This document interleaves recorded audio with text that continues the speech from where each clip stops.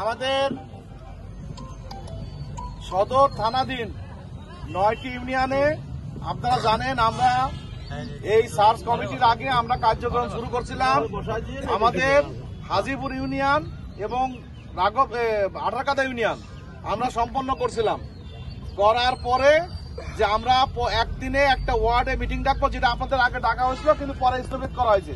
একটা ডেট ছিল না, সেই ডেটটা স্থগিত করা হলো। আমাদের ভারপ্রাপ্ত চেয়ারম্যান জনাব তারেক রহমানের নির্দেশনায় আমরা ওনার নির্দেশনায় আমাদের বিএনপির খুলনা বিভাগীয় সাংগঠনিক সম্পাদক অনিন্দ ইসলাম অমিত সহ সাংগঠনিক সম্পাদক বাবু জয়ন্ত কুমার কুণ্ডু তাদের উপস্থিতিতে জেলা বিএনপির পূর্ণাঙ্গ কমিটির মিটিং এ সিদ্ধান্ত হয় যে আপনারা ওরকম না করে আগে একটা সার্চ কমিটি 9 ইউনিয়নে করেন। তোমার সাথে কথা বলছি, আপনারা 9 ইউনিয়নে সার্চ কমিটি করেন।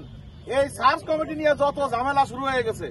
আমাদের কিন্তু যে প্রক্রিয়া করতেছিলাম যথেষ্ট ভালো ছিল, প্রক্রিয়াটা অনেক ভালো ছিল।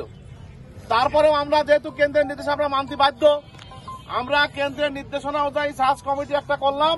সেই সার্চ কমিটির কি সিদ্ধান্ত হলো যে আমরা এক জায়গায় বসবো, বসে যে ফর্ম দিলাম 9টা ওয়ার্ডে 100 করে ফর্ম দিলাম, সেই ফর্মটা 9 ওয়ার্ডে 3টে করে করার কথা হলো। কালকে যেহেতু আমাদের ওই 17 দিন আমরা পিছিয়ে গেলাম, মনে আছে?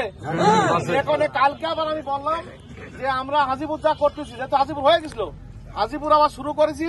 আমার 6টা ওয়ার্ড হয়ে গেছে, ওইটা আমার নিজের ইউনিয়ন। কালকে আর 3টে ওয়ার্ড আমি যেতে পারিনি, আমি কালকে করবো 3টে ওয়ার্ড আলাদা আমরা এক জায়গায় বসে এই 3টে ওয়ার্ড আমরা কালকে করব।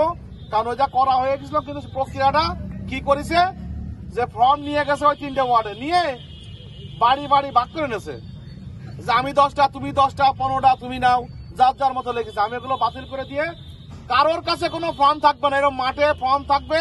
যদি কেউ বিএনপি করতে চায় এর মাঠে আসবে, ফর্ম ফিল আপ করবে, ভোটার আইডি কার্ড দেবে, 1 কপি ছবি দেবে। আজকে তুমি বিএনপি গোপনে সদস্য হয়ে দেখলে আমার মিছিল মিটিং আসলে না, ওইরকম বিএনপি সদস্য এরকম ওপেন। যদি মাগুরা জেলার সদর থানার বগিয়া ইউনিয়নের 1 নম্বর ওয়ার্ডের কিটা বিএনপি করে, ওই মোবাইলে ক্লিক করলেই চলে আসবে ছবি সহ। ক্লিয়ার কথা। যদি সেরকম আমাদেরকেও আসতে চাই, আমাদের কথা যারা সদস্য কারা হবে, যারা আন্দোলন সংগ্রামে ছিল তারা প্রথম ফার্স্ট প্রায়োরিটি হবে, যারা বিএনপি পরিবার তারা হবে, যারা বিএনপি পরিবার কিন্তু আওয়ামী লীগের ভয়ে আওয়ামী লীগেও যায়নি, বিএনপির মিছিল মিটিংও যায়নি, কিন্তু ওই পরিবারটা বিএনপি, তারা সদস্য হবে। দল, যুব দল, স্বেচ্ছাসেবক দলের কেউ এর সদস্য হবে না। যদি হতে হয় তাদের কাছ থেকে পদত্যাগ করে আসে, কমিটিতে থাকো, পদত্যাগ করে আসে তারপরে সদস্য হবা। এক বাড়ির থেকে একজনই সদস্য হবে, একাধিক লোক ব্যক্তি হবে না। ক্লিয়ার? যেহেতু আজকে আমার একটা গুরুত্বপূর্ণ মিটিং ছিল, এসপি সাহেব, ডি সাহেব, জজ সাহেব সবাই আমরা একটা বসছিলাম একটা বিষয় নিয়ে। আমি এই জন্য দুঃখ প্রকাশ করছি, 3টে আসার কথা। আমরা চেয়ারম্যানের দাওয়াতেও ছিলাম, আমি কবির চেয়ারম্যান একজন ছিলাম, দাওয়াতটা দেরি হয়ে গেছে, এই জন্য আমি ক্ষমা প্রার্থী। আমাদের কথা হচ্ছে আমি ফোনে যা শুনেছি যে আপনারা এই জায়গায় বসছেন, একটা ওয়ার্ড নিয়ে 2টো ওয়ার্ড নিয়ে ওইখানে আরেকজনটা বসছে।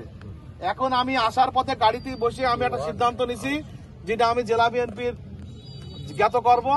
যেহেতু ওনারা সম্পূর্ণ ক্ষমতা আমার এই টিমের দেশে, আমাকে দেশে, অতএব আমি এরকম কোনো ফর্ম ভাগাভাগি কোনো ফর্ম বিক্রয় আমি দেব না। আমি ফর্মগুলো সিজ করে আমি মাগুরায় নিয়ে যাব। আপনাদের এই যে সার্চ কমিটি যদি আপনারা বসতে পারেন ভালো, নাহলে আমরা ডেট দেবো যে কোনো দিন বিকাল 3টায় নোমানী ময়দানে অথবা একাডেমি অথবা আদর্শ কলেজ মাঠে যারা ওপেন বসবে আমি ফর্ম বিতরণ করব। ওই নিয়মে সব ওয়ার্ড একদিন যাবে, 9টা ভাগ করে দেবো, একা একা কোনো কিছু হবে না। ক্লিয়ার? যেহেতু এখানে সমন্বয় হয়নি, অতএব এখানে কোনো ফর্ম আমি বিতরণ করব না। আপনারা বুঝতে পারছেন? ওই জায়গা যাবেন, কে বিএনপি করেন আসেন, ওইখানে বসে ফর্ম নেবেন, ফিল আপ করবেন, সময় দেবো 2-3 ঘন্টা। ওইখানে আমার নেতৃবৃন্দ সবাই থাকবে, ওই 9টা ওয়ার্ড আলাদা করে দিয়ে করবো। ক্লিয়ার? এখানে পক্ষে বিপক্ষে কোনো কথা নেই। এখনো যদি দল ঐক্যবদ্ধ না হয়, 5 তারিখের আগে তো আমরা বসতেই পারিনি। তারপরে যদি এইখানে আমরা আসে আমার গাড়ি বাঁচানোর জন্য, মনে আছে, এখানে মিছিল করে গাড়ি আমি তাড়াতাড়ি আমরা সরাই নিয়ে আমরা পলাই চলে যাই, জগদাল যে আমরা মার খেলাম। কোথায় ছিল এত লোক, কিংবা কোথায় আজকে যারা বলছে বিএনপি কোথায়, সব আমরা জানি। অতএব আমরা আমাদের রাজনৈতিক বয়সী 38 বছর, রাজনৈতিক বয়সী 38 বছর, বয়স বাদ দিলাম।